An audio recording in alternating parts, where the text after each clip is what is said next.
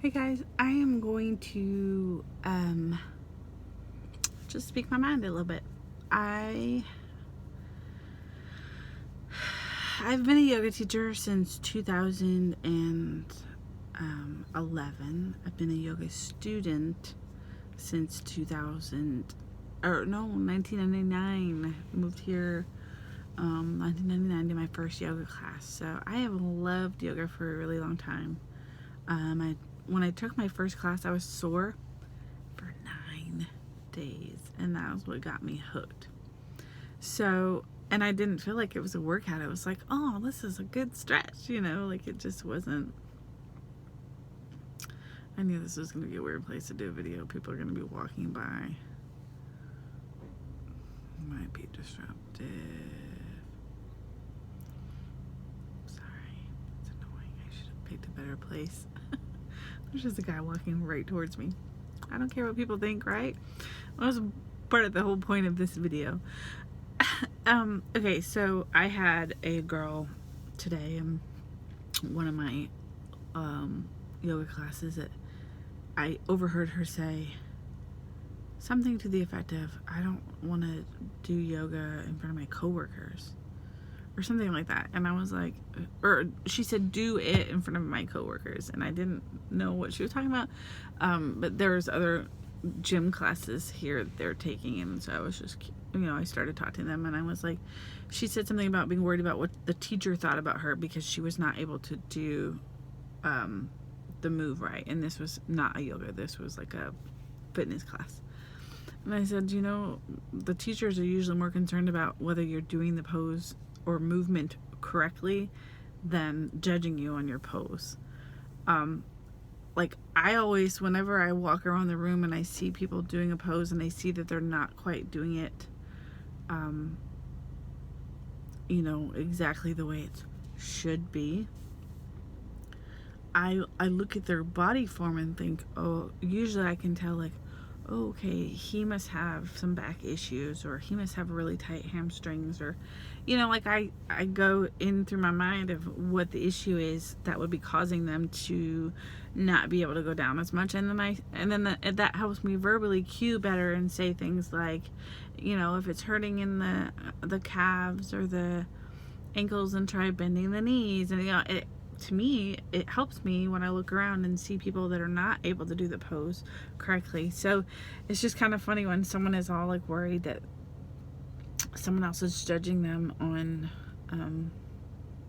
their form, but really it helps me as a teacher when there's a various, like, because even if someone is super flexible but they're like hyper extending because they're so flexible, you can hurt yourself doing that.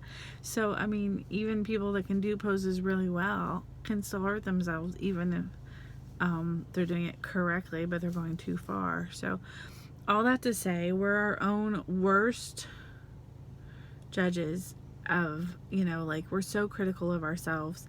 And that quote, comparison is a thief of joy. Like, it's not. When you compare yourself, like, first of all, go to a yoga class, like one of my yoga classes at the Y. There's a gal that comes that's been teaching, or she used to be a teacher, and she was taught by Yogi Bhajan, who is like one of the godfathers of yoga.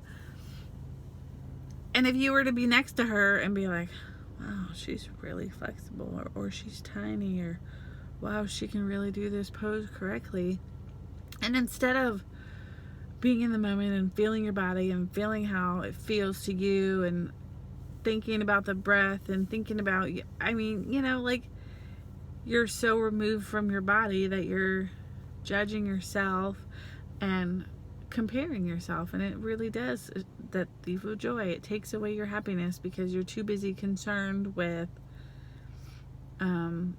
what they're doing, when really we should just be looking at what we're doing and think about our breath and think about my hand is hurting and that guy's walking. Think about like what the benefits we're getting of it, and maybe even comparing ourselves to what we used to be and what we're doing now.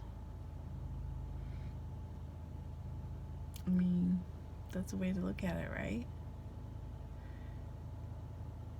if we spend our time, our whole lives, judging ourselves and comparing ourselves to others, you know what that does? That makes us miserable. And that's kind of like why social media is a bad thing, because we look and go, oh, they're perfect little family with their cute little husband, cute little wife. I don't know why I keep saying cute little. You know, like for someone that struggles with their weight, whenever I see people with like the perfect body type, you're always like, oh, they're just perfect little, and then you compare yourself. And what does that do? It makes you miserable. So like, all I can say is that in the beginning, when I first became a yoga teacher, I had the idea to do yoga videos, and then I just fear stopped me, because I thought, whoa, I haven't been teaching for long enough and I don't know what I'm doing, and other yoga teachers are going to get on there and correct me, and well, you know, just all these negative emotions. And it keeps coming back up. People keep saying, Julie, you should do yoga videos. Julie, you should do yoga videos. And, you know, one excuse after another. I don't have a video camera, and I do have one, and I don't know how to work it, whatever, you know, just all these excuses, when my phone works perfectly to make a yoga video. And I still have excuses. I still have reasons why I can't do them. The owner of the company, like, hope he doesn't mind filming a video in his parking lot. But the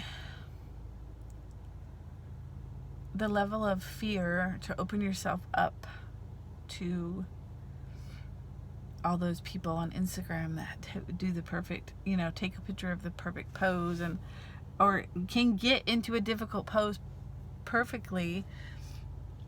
Yoga is not always perfect. Life is not always perfect. There's so many parts to life that, you know, social media is curated. We're only showing you the perfect, what we want you to see. We're not showing you, look, oh, I've got to roll.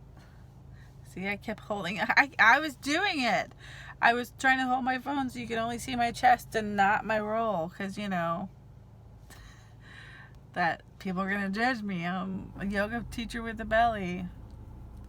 Stupid, right? So when we do that, we lower our vibration, which means we bring ourselves down to that just, oh, like yucky feeling. You feel like shit. You know you do. When you look at someone next to you and go, oh, she's so tiny. I want to look like that. Oh, I wish I looked like that. All that stuff. You lower your vibration. So, all that to say, keep your vibrations raised and stop comparing yourself to other people, because comparisons are the thief of joy. And I'm going to continue on with my yoga videos. Hope you guys like them.